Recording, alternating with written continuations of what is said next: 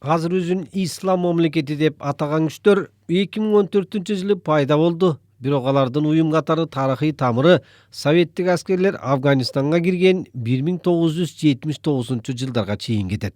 Ошол учурда бир топ өлкөлөрдөн, анын ичинде араб дүйнөсүнөн дагы миңдеген мусулмандар жихад же ыйык согуш жүргүзүп, баскынчыларды кууп чыгуу үчүн Афганистанга аттанышкан. Советтик аскерлер Афганистандан 1989-жылы чыгып кетишти.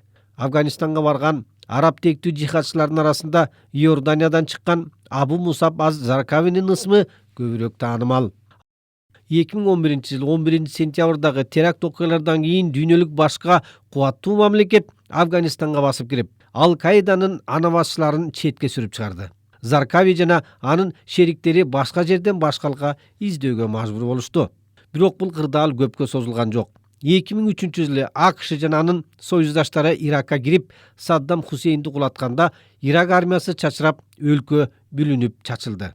Заркави бийликтен сүрүлүп кыжырданган Ирак сунниттери менен биригип, Таухид вал Джихад деп аталган жаңы күчтү түзүп, чет өлкөлүк күчтөргө эле каршы чыкпай, ирактык шииттер менен дагы кармашып баштады.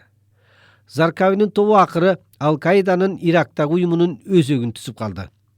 Заркавинин өзү 2006-жылы америкалык аба чабуулунун учурунда өлтүрүлгөнү белгилүү. Ал эми анын жолун жолдоочулар өз кезегинде Ирактагы ислам мамлекетин негиздегенин жарыя кылышты.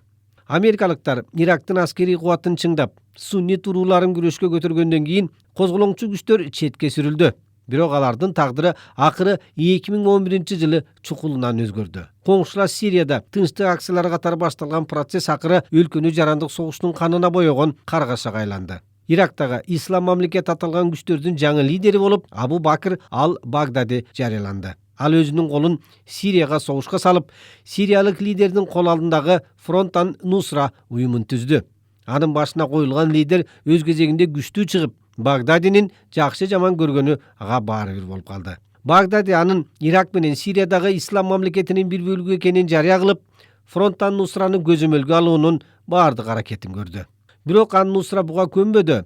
2013-жылы бул эки жааттын ортосунда айыгышкан согуштар болду. Багдадинин ислам мамлекети Сириянын түндүк чыгышына көчүп, Ракка шаарын ээлеп, аны өзүнүн башкы ордосуна айландырды. 2014-жылы Иракта кайрадан тополоң чыкты. Сунниттери шиит өкмөтүнө каршы көтөрүлүштү. Ислам мамлекети кайрадан Сириянын чек арасын кесип өтүп, Ирактын экинчи ири шаары Мосулду басып алды. Андан кийин халифат түзүлгөнү жарыяланып, Багдади анын халифи же лидери болуп калды. Ислам мамлекетинин мүдөө максаттары дөңгүрөп дүйнөгө тарады.